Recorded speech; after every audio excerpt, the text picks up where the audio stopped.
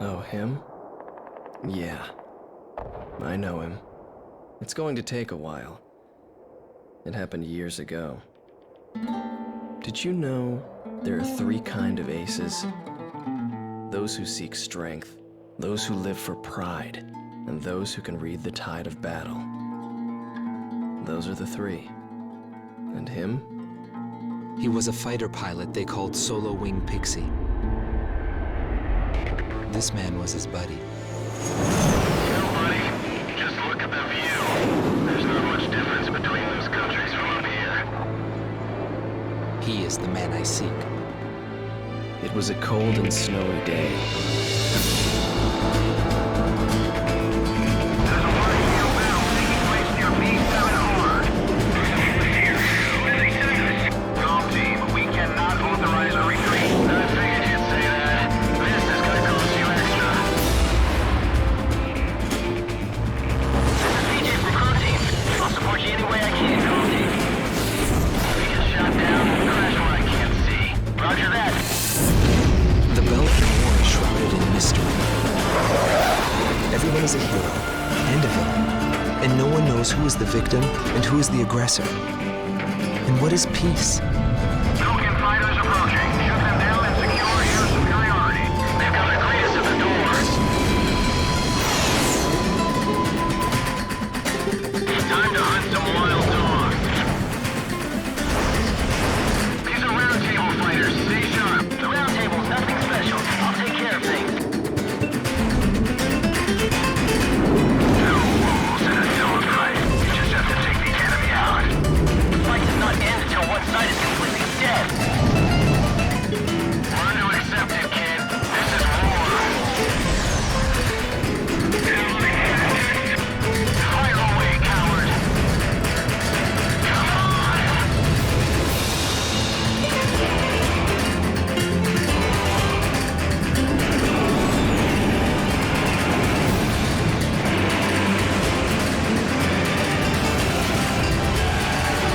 will survive, Dawn.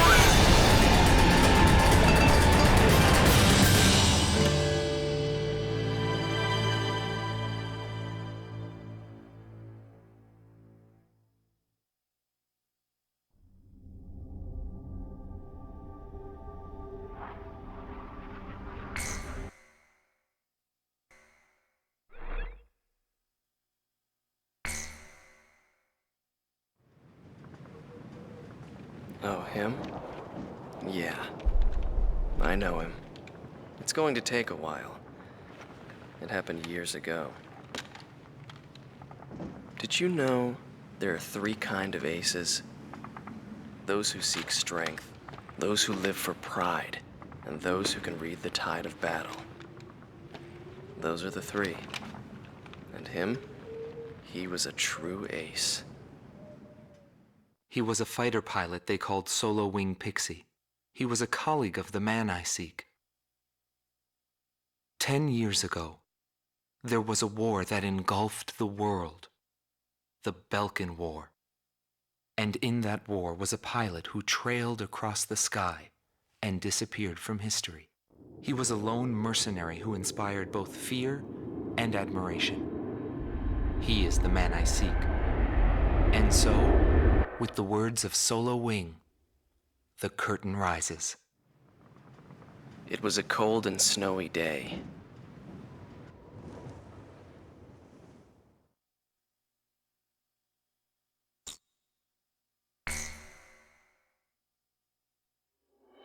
The Belkan War is shrouded in mystery. But now, a decade after the peace accords, a portion of the records was finally released. I quickly got a hold of it. Wanting more details, I acquired information from unknown sources. There was a reason for my obsession. The roots of the war lie in the Belkan Federal Law Review that took place in 1988. Belkan, suffering from economic strife, permitted its eastern territory to secede, and the Republic of Ustio was born. But Belka's economic troubles did not subside. Meanwhile, Taking advantage of the situation, the world superpower Ustio continued to flourish. Amidst the economic panic, an extreme right-wing party took power within Belka, aiming to restore strength and stability to the nation. And on March 25th, 1995, with the discovery of natural resources in Ustio, Belka began to invade its neighbors. It was the beginning of the Belkan War. Unprepared, each country fell quickly before the might of the legendary Belkan Air Force. In just a few days, they occupied all territories except for the mountain range. In response, the occupied Ustio government military placed all their hopes on a joint operation between Ustio and the foreign mercenary forces. This, of course, can be found in any history book. But I noticed a strange similarity in the materials I gathered. There were several accounts about a mercenary, all followed by the code word, demon. But most of the information was incomplete. Still, I was intrigued. I decided to pursue the history of the Belkan War through this mercenary. I was certain I would find something there. Would it be the hidden truth behind the war, or just another battlefield legend? I wasn't able to meet the mercenary himself. Actually, it's questionable if he ever did exist. But thanks to some old friends in the military, I was able to track down several individuals who knew him. Soloing is one such man.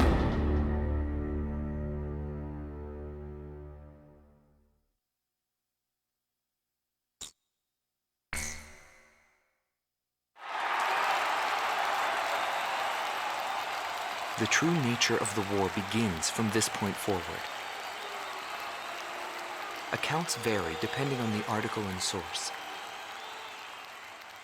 Everyone is a hero and a villain, and no one knows who is the victim and who is the aggressor. And what is peace? All questions commonly asked about any war in history. As the battlegrounds move to Belka, he is also thrust into the middle of this war. This is also where my interests shift from the war to him.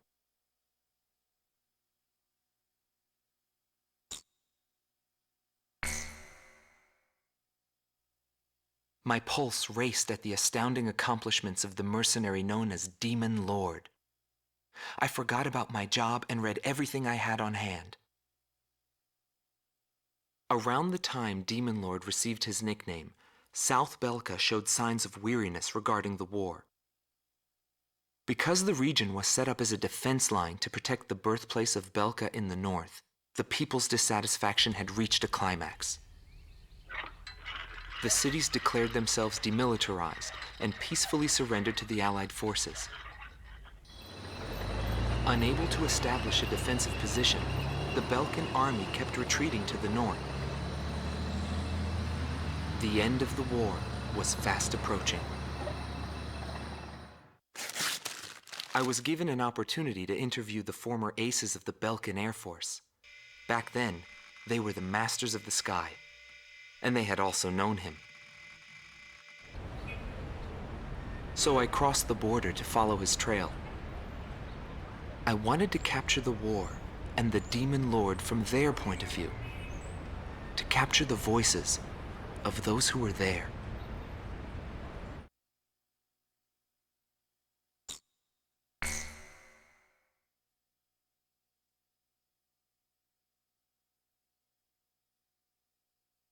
Bernard Schmidt, a man with the eyes of an owl, Groom Team Commander, former member of the Belkan Air Force, 10th Air Division, 8th Tactical Fighter Squadron. Fighting with distinguished service on the battlefield, he earned the title of Ace with his uncanny ability to adapt quickly to the flow of battle.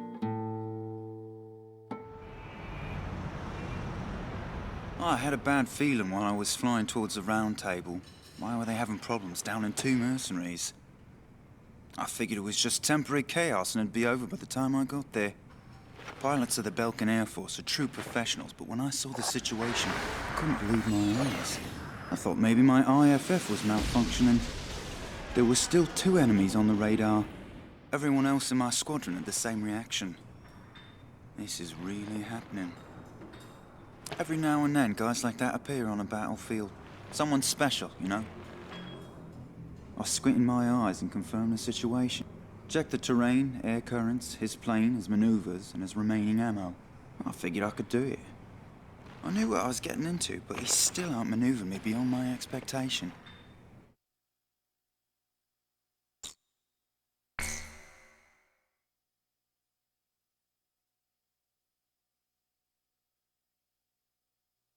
Gelb Team is number 2, former member of the Belkan Air Force, 5th Air Division, 23rd Tactical Fighter Squadron, Rainer Altman. He flew the skies of Strategist during the capital's liberation, and he's still there to this day. I met him above this very sky. I can still hear the sound of the missile alerts from that day. I received an order to fly to Strategist on my way back from an intercept mission on the southern defense line. The order itself wasn't unusual. We kept being deployed from one mission to the next without receiving even the basic maintenance. But the situation was the same all around. We were late reaching the operational space. The station squadrons had already retreated, and warning bells were going off in the city. And the people were looking up to his plane, high above the sky. It felt like he could see right through me. He was always one step ahead of me.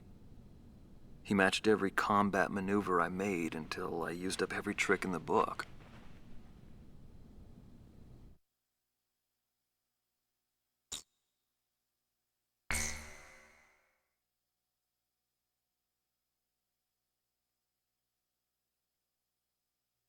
Schnee Team Commander, former member of the Belkan Air Force, 22nd Air Division, 4th Tactical Fighter Squadron, Eric Hillenbrand.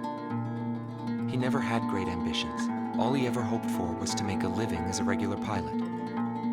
Today he works as a flight instructor for civilian pilots. The instant he shot me, I pulled the lever. I barely managed to escape from my plane as it burst into flames. After drifting from the blast, I landed below the round table.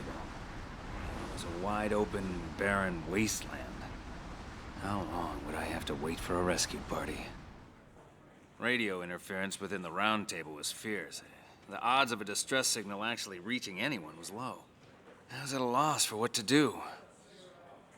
Anyway, I'd really gone out with a bang this time. I took that as a sign it was time for me to retire. But just then, I heard a roaring overhead. It was his plane. I was jealous of his calm flying form. Rather than wait for the rescue team, I began to walk toward the nearest base. I was driven by desire to get back up there and fight him again. Of course, it did take me 3 days to get there.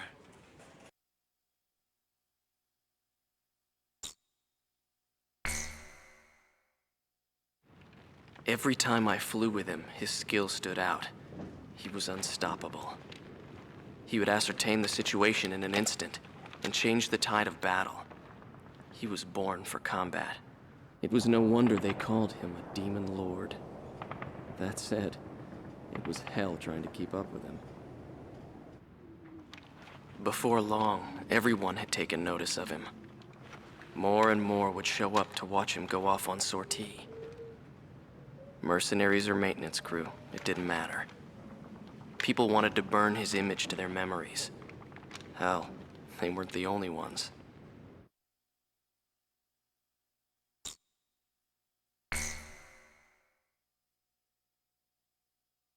June 6th, 1995.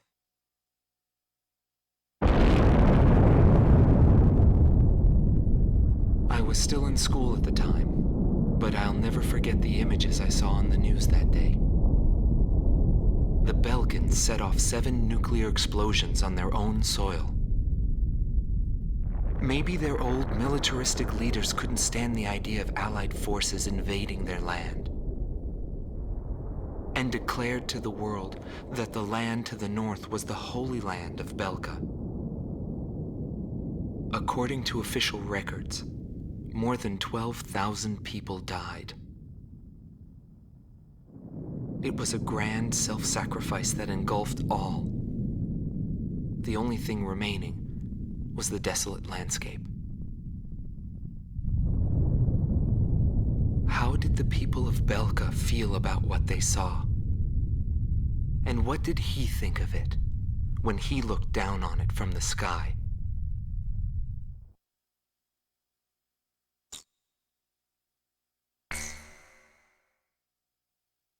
June 20th, 1995.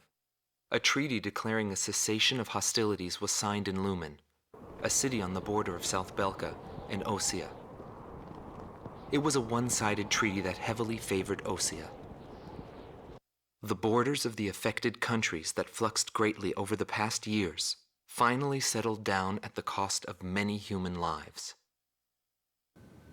The battlefield shifted to the tables, and the politicians from all countries squabbled with each other over the rights to the underground natural resources, the initial cause of this war. 6 months passed without any developments. 6 months of void. I focused on this time period for the hidden truth laid there. And I learned that my pursuit of him was not a mistake.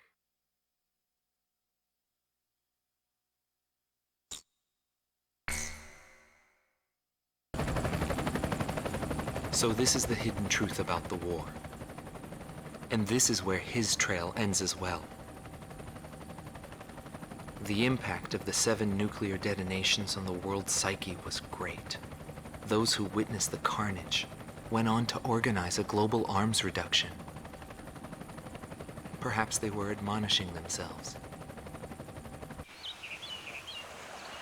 Furthermore, the existence of V2 was concealed.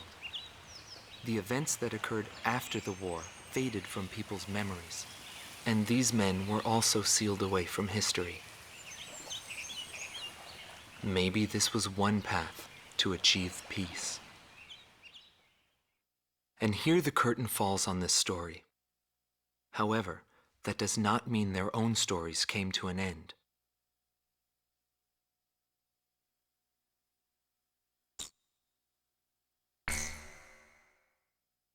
War is something fought on the desk of politicians. As long as they win in the end, that's all that matters.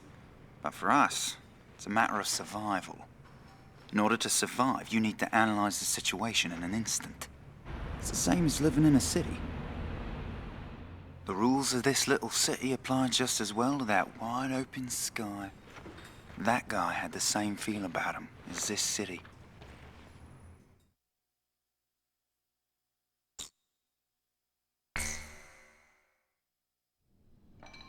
I bailed out and landed here. The captain was gone. I've lived a comfortable life since then, and I probably have him to thank for that.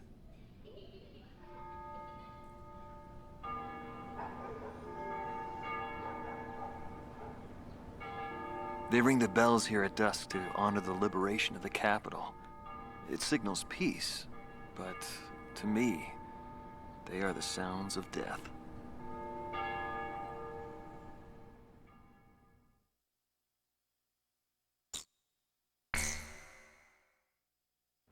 When a fighter plane goes down, that's the end. It disintegrates into pieces. Incinerated beyond recognition. It's a scary thought. But it also makes you feel alive. I left the military, but I still fly that sky. But, it's pretty lonely up there all by myself. I'd love to fly with him again someday.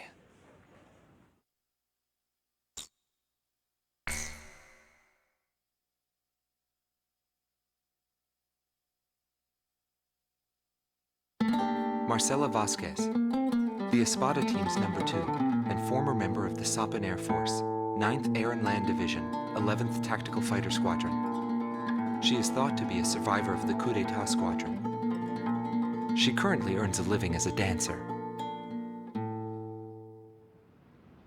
If the Demon Lord hadn't appeared, our lives might have been different. For me, it wasn't about flying or ideals. Most of all, it was about him, my flight lead. Our mission was to escort the heavy command cruiser that was to act as transportation for the organization. And the Demon Lord appeared, as if to block our path. I will never forget his overwhelming power. One by one, my comrades were shot down, and then the mother bird we were supposed to protect. We survived after the fight. We left our organization and returned to the ground together. But he was heavily wounded. He soon passed away, leaving me behind. We were only able to spend a short time together in peace and quiet. But I don't blame anyone. The regret and suffering that remained after that battle were also what he had given me.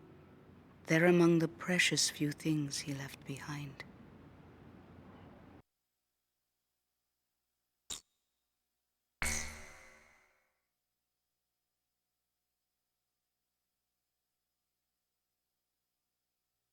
Anton Kunchenko, thought to be head director of A World with No Boundaries, former member of the Belkan Air Force, 18th Air Division, 5th Tactical Fighter Squadron.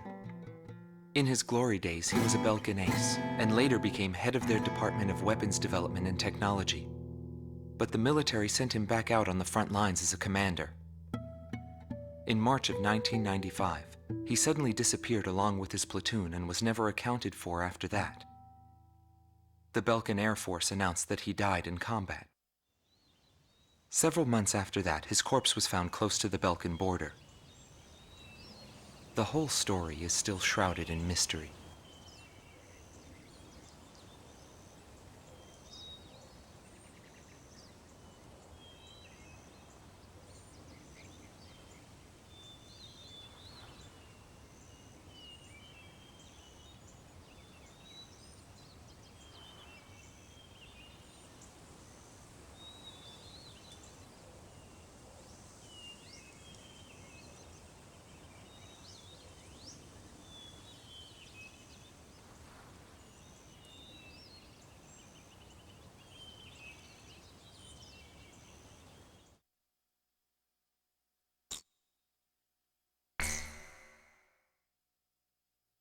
Larry Falk, also known as Solo Wing Pixie. Galm Team's number 2, and member of the Ustio Air Force, 6th Air Division, 66th Air Force Unit. That's right. This man was his buddy, and his enemy. I should have died that day, but I didn't. I dragged my wounded body and reached ground zero of the nuclear detonations. A barren, empty land. I felt an unbearable sadness when I witnessed that landscape. There were still people living there. They were the ones that saved me. It may be true that the world has no need of borders, but would getting rid of them really change anything? The world won't change for the better unless we trust people. Trust is vital in a peaceful world. But that will never happen. I'm still in the battlefield. Right now I'm near a border. I want to see for myself what borders really mean, and what their volition really is. I may not find what I'm looking for, but I still want to try. Anyway, that's what I've come to believe, and I think that's enough. Will he see this video? If you do meet him, give him a message for me. Yo, buddy. Still alive? And thanks, friend. See you again. The Demon Lord of the Round Table. A warrior who soared through the Belkan War, inspiring both fear and admiration. His presence filled the skies for but a few short months before he disappeared. Apart from that, nothing is known about him. I was never able to find out what kind of a person he really was. But whenever they talked about him, they always had a slight smile on their faces. That, perhaps, may be my answer.